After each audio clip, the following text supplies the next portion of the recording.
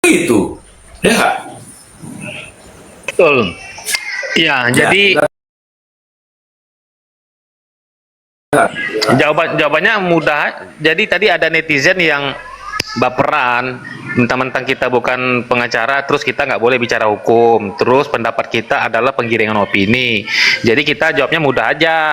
Kita ini masyarakat Indonesia, ketika suatu undang-undang telah diundangkan, maka itu sudah dianggap tahu. Artinya mau nggak mau kita harus melek hukum.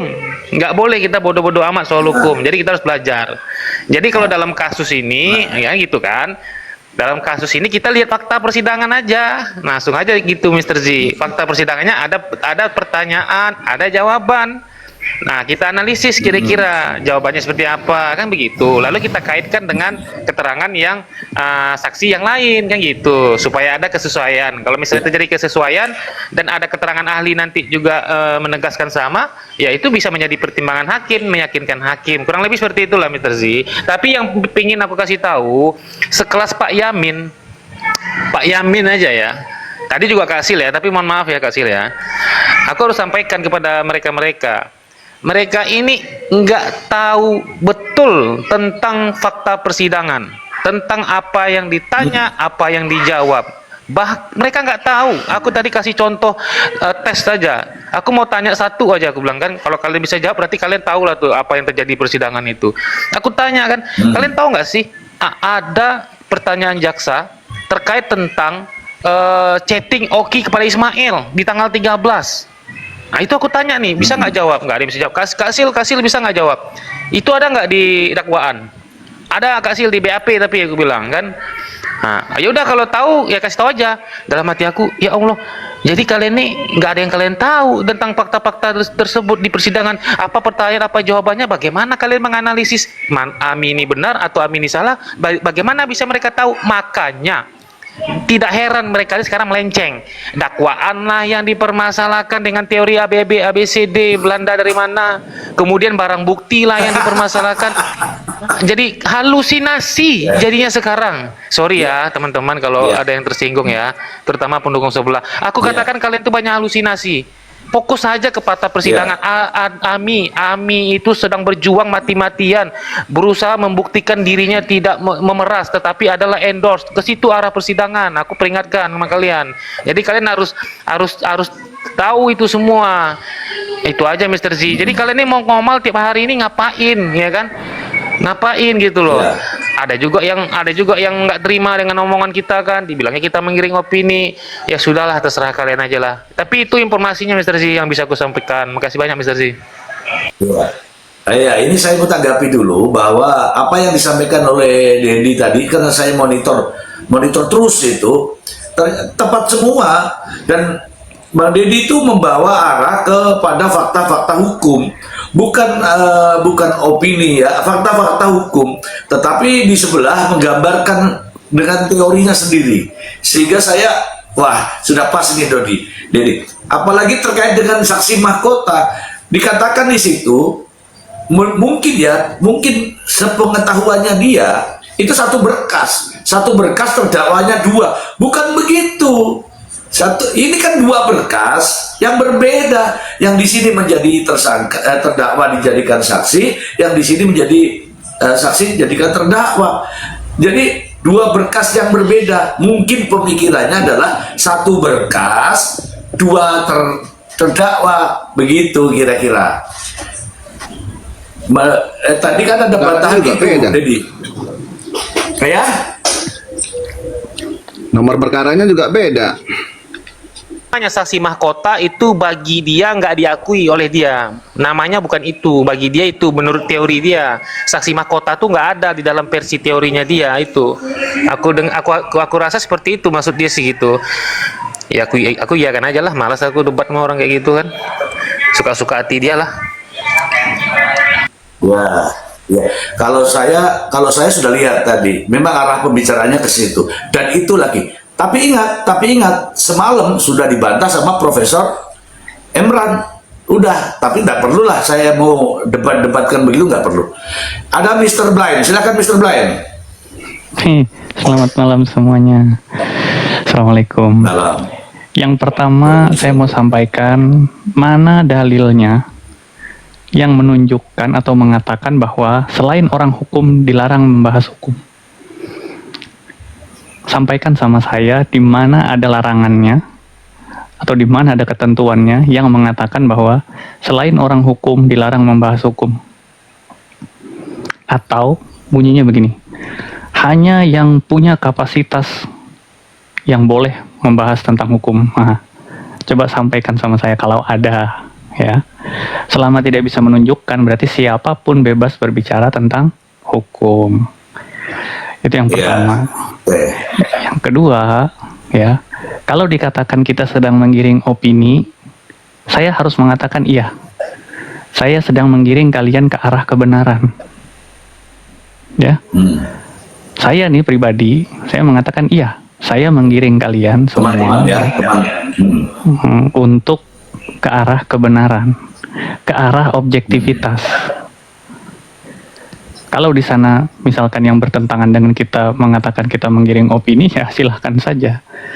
Tapi faktanya, hendaknya lah ya dalam sebuah diskusi itu narasi dibantah dengan counter narasi, argumentasi dibantah dengan counter argumentasi. Itu sebenarnya yang kita inginkan apa sih dalam sebuah diskusi itu? Kebenaran, pengetahuan, bukan untuk mengalahkan orang lain, bukan untuk menjatuhkan orang lain. Saya pun belajar, saya belajar sama Mr. Z, saya belajar sama Bang Deddy, saya belajar sama Bang Dul, saya belajar sama semuanya. Begitu. Artinya, selama tujuannya untuk mengedukasi atau mencari edukasi, semua itu sah. Ini teman-teman gak perlu takut. Oh, saya lulusan akuntansi. Ya, memangnya orang akuntansi nggak boleh bicara hukum? Di dalam hukum pun ada akuntansinya. Di dalam akuntansi pun ada hukumnya. Jadi untuk orang-orang hukum juga ya yang terlalu eksklusif, mohon maaf nih, dalam menyelesaikan perkara, kalian pun butuh disiplin ilmu yang lain untuk memecahkan kasus. Betul. Kalian itu nggak bisa bergerak sendiri, terus tiba-tiba merumuskan sendiri. Hanya orang yang bergerak di bidang hukum untuk memutuskan sendiri, nggak bisa. Kalian masih butuh disiplin ilmu yang lain. Digital forensik, kalian butuh teknik informatika. Apakah orang di digital forensik itu lulusan sarjana hukum? Bukan. Saksi ahli, misalkan. Forensik. Ahli bahasa, ahli bank, perbankan. Apakah ahli forensik itu sarjana hukum? Bukan, tuh dokter. Kalau memang semua yang berkaitan dengan hukum harus orang hukum, berarti nggak perlu dong disiplin ilmu yang lain. Ya itulah ya, jangan selalu menganggap hukum itu eksklusif hanya untuk orang yang punya latar pendidikan di bidang hukum. Bukan begitu caranya. Siapapun berhak. Entah dia belajar, entah dia berusaha menganalisa, entah dia berusaha untuk mengulas atau mencari ilmu di situ. Ilmu itu terbuka untuk siapapun, bukan milik siapa saja, bukan milik orang-orang tertentu, apalagi milik disiplin ilmu tertentu. Ilmu itu milik semua orang. Demikian untuk pembuka Mr. Z. Nah, iya. Luar biasa Mr. Blind. Itu juga tadi Bang Deddy juga jawabannya cerdas sekali. Sejak undang-undang dikeluarkan, pemerintah atau negara menganggap bahwa kita udah paham hukum. Langsung saya itu tepuk tangan tadi Bang Deddy. Ya, Mr. Z, siap. Terima kasih.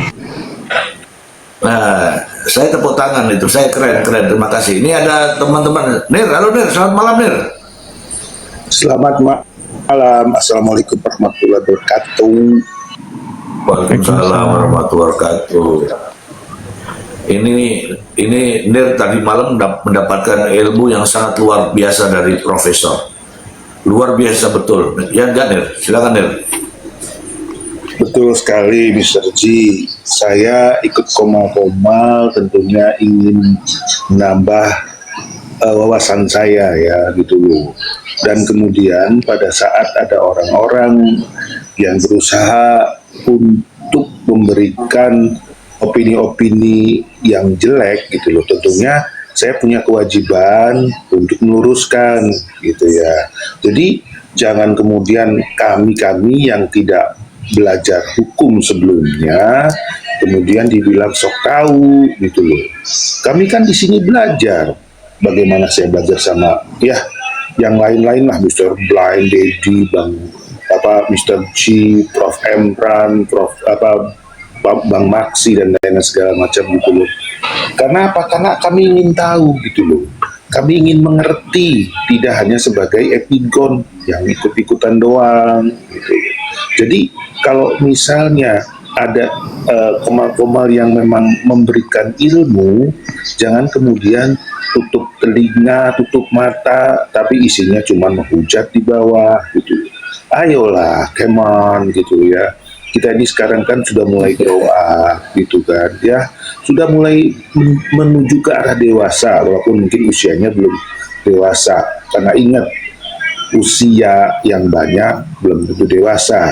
Tapi pemikiranlah yang menunjukkan apakah kita dewasa atau tidak. Terima kasih, Mr. G.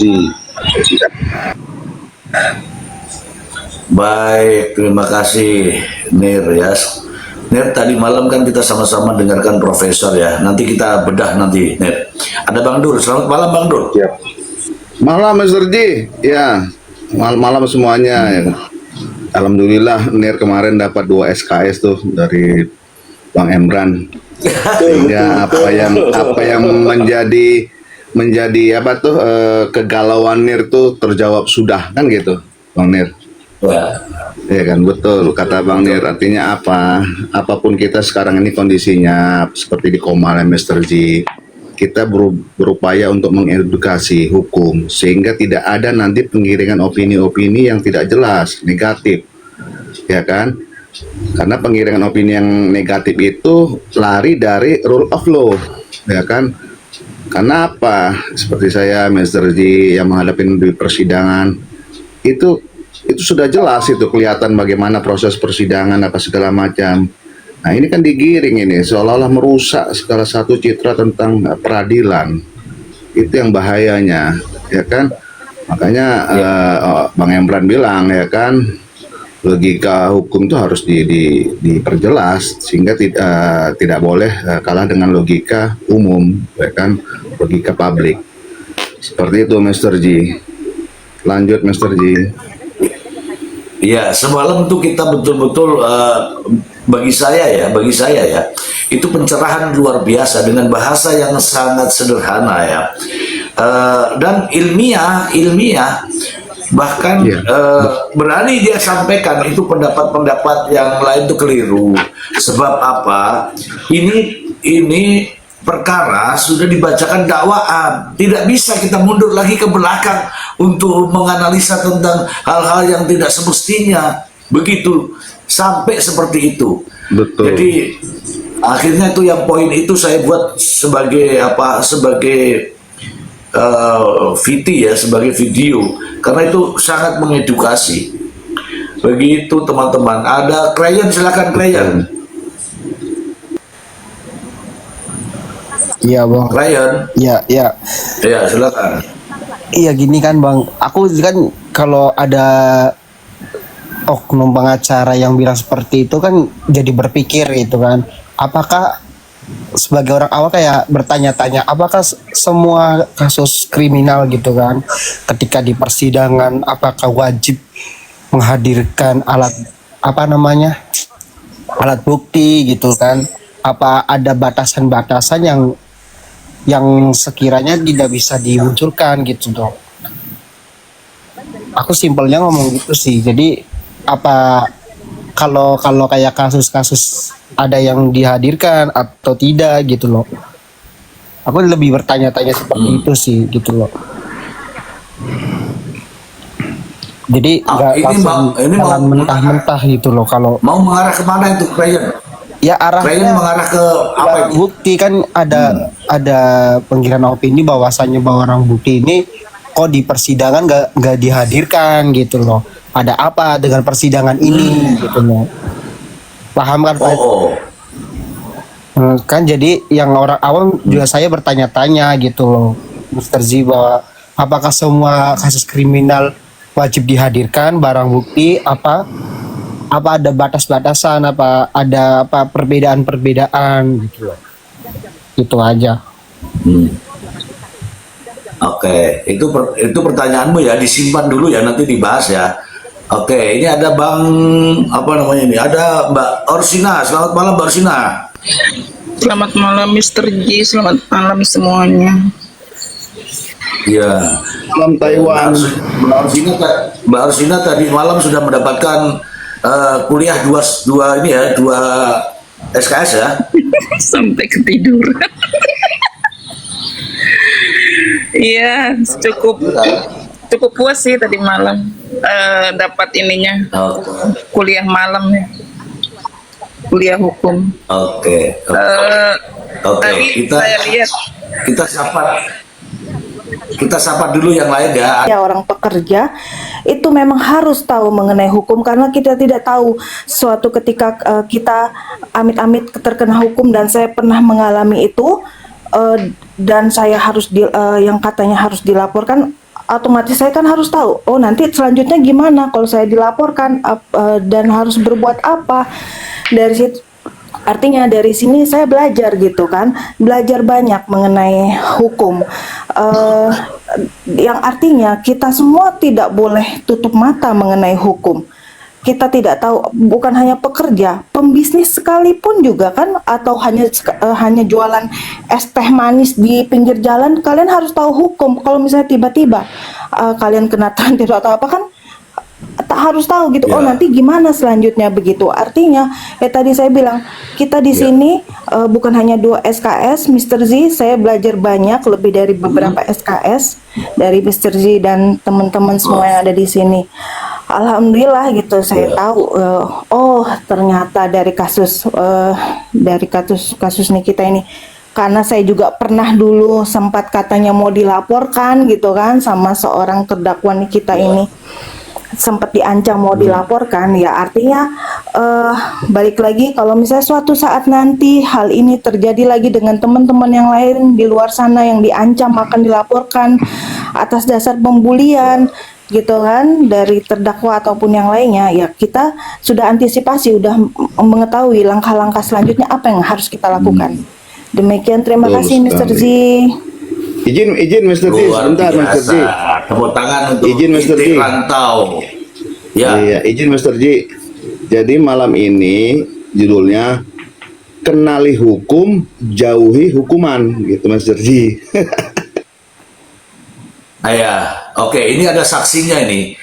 Saya mau nyampaikan bahwa kritik politik pun ada di room itu ketika seseorang menyampaikan bahwa Anda itu maksudnya Dedi ini, Anda itu bukan ahli hukum, bukan pakar hukum, bukan sarjana hukum, bukan advokat, tapi Anda mengulas masalah hukum. Itu kan penggiringan opini, dan kritik politik ada di situ. Ya nggak, kritik politik? Ya, silakan. Ya.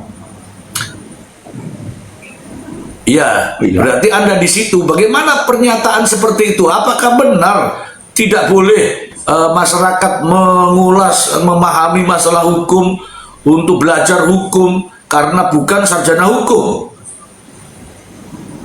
Ya boleh aja lah. Ini juga yang penting ini kan diskusi, adu argumentasi. Yang penting dalam adu argumentasi ini jangan dikasih waktu untuk bicara gitu, kan? Itu aja sebenarnya ya. Kalau soal mau maki-maki sih saya pikir nggak ada masalah. Toh penonton akan menilai itu, oh ternyata dia kualitasnya segitu doang gitu, kan? Gitu. Yang penting dikasih waktu untuk saling adu opini, adu argumentasi. Sekian.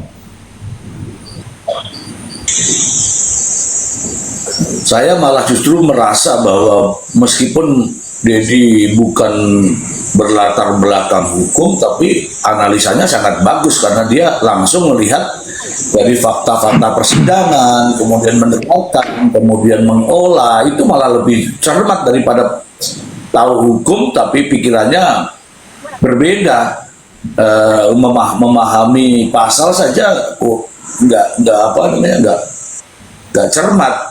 Kalau Dedi melihat dari fakta, kasusnya seperti ini, sidangnya seperti ini, jawabannya seperti ini, pertanyaannya seperti ini, itu menurut saya lebih keren itu daripada tidak melihat sidang, tidak menganalisa sidang, tapi ikut berbicara.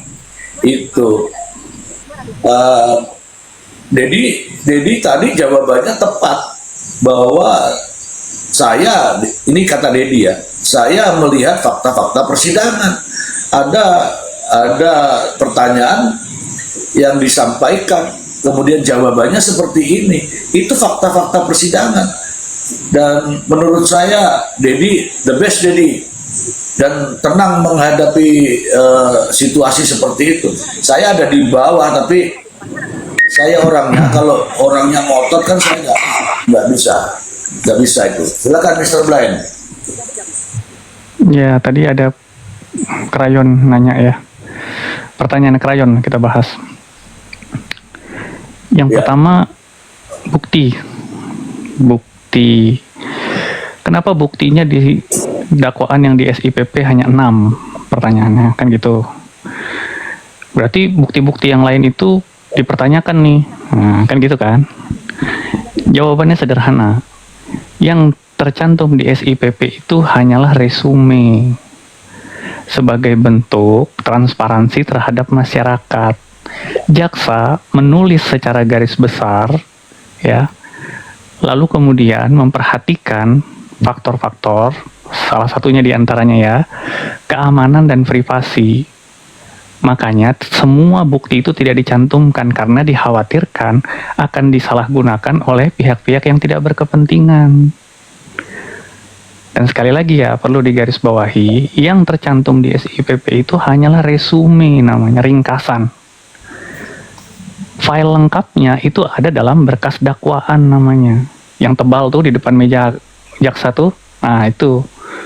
Disitulah lengkap tertera semuanya, baik itu daftar saksi, daftar alat bukti, kemudian administrasi kelengkapannya seperti berita acara sita, dan lain sebagainya, itu semuanya ada di sana. Artinya situs SIPP itu tidak akan sanggup tuh kalau diupload semuanya ke sono, ya kan? Dan yang penting lagi, ada alasan privasi dan keamanan. Contoh ya, ini contoh sederhana. KTP terdakwa itu kan bagian dari identitas terdakwa kan, harus jelas kan? Mungkin nggak itu ditaruh, dipampang di SIPP?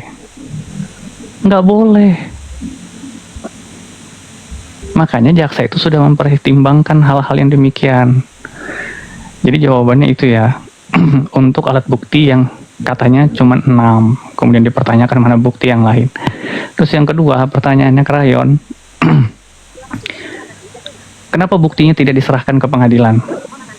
Bukti itu memang bukan untuk diserahkan, tapi ditunjukkan. Penguasaan alat bukti itu semuanya ada pada jaksa, karena kepentingan untuk penuntutan nantinya. Kepentingan dakwaan, pembuktian, dan penuntutan. Hakim akan memeriksa. Saya kasih contoh, waktu saksi dari pihak Bank BCA dihadirkan, itu jaksa mengatakan kepada hakim, mohon izin majelis hakim, mohon izin yang mulia, ingin menunjukkan barang bukti. Pertanyaan saya, bukti itu ada nggak ditulis di dalam SIPP? Nggak ada. Nah, kok bisa tiba-tiba dimasukin situ? Kok tiba-tiba bisa jaksanya ngajuin dan diterima oleh hakim? Bahkan penasehat hukum dan terdakwa disuruh maju. Silakan maju. Kan diperiksa sama-sama. Ada bantahan nggak? Betul. Ada bantahan nggak dari saksinya, dari terdakwanya? atas bukti yang ditunjukkan oleh jaksa. ketika selesai menunjukkan, apakah ditinggal di meja hakim? Enggak kan? Enggak. Enggak. Karena nanti pada putusan hakim akan memutuskan nasib si barang-barang bukti itu, apakah dikembalikan kepada pemiliknya atau dipergunakan untuk perkara lain yang masih berkaitan. Ya. Atau dimusnahkan. Atau dimusnahkan kalau memang itu misalkan narkoboy dan lain sebagainya. Bukan penguasaan hakim. Hakim tuh nggak mungkin nyimpan barang bukti buat apa. Bahkan tahanan pun ya, yang memang kewenangan hakim saat ini, si dakwaan itu, si terdakwa itu yang masih ngantar ke sana kemarinya kan masih jaksa kan? Kenapa nggak orang pengadilan aja?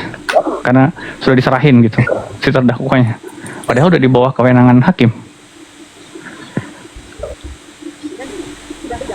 Jadi teman-teman, semua itu kan sebenarnya ada penjelasannya, ya.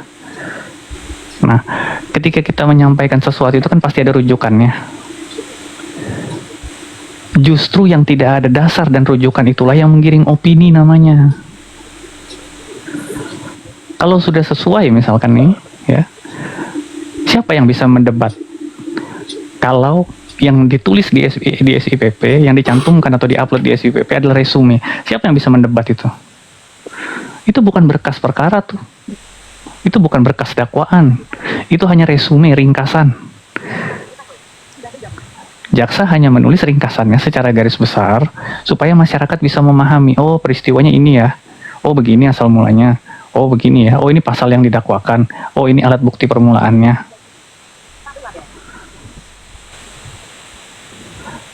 Cuma cukup sebatas itu transparansi terhadap proses peradilan terhadap masyarakat, supaya masyarakat bisa mengakses. Bukan berarti, wah ini dakwaannya seperti ini, berarti ini salah nih. Yang bisa melihat surat dakwaan secara lengkap itu hanya jaksa, hakim, sama penasehat hukum terdakwa, termasuk terdakwanya. Karena merekalah para pihak yang sedang menjalani persidangan. Nah, kita hanya mengawasi jalannya persidangan, kemudian memantau, dan kita mengikuti tuh. Oh begini ya, oh begini ya. Tapi setidaknya kita mengetahui, oh perkara apa nih yang sedang dipersidangkan, melihatnya dari SIPP.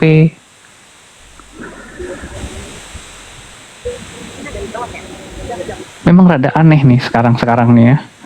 Kita yang punya dasar, punya rujukan, dikatakan menggiring opini. Tapi saya mau bilang, nggak apa-apa, saya menggiring opini ke arah kebenaran.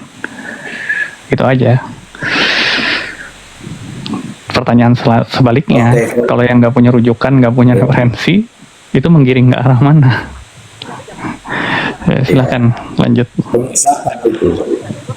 Oke, klien, sudah ada jawaban klien bahwa itu adalah resume hanya untuk memenuhi transparansi dalam SIPP. Bagaimana klien? Ya jelas, host.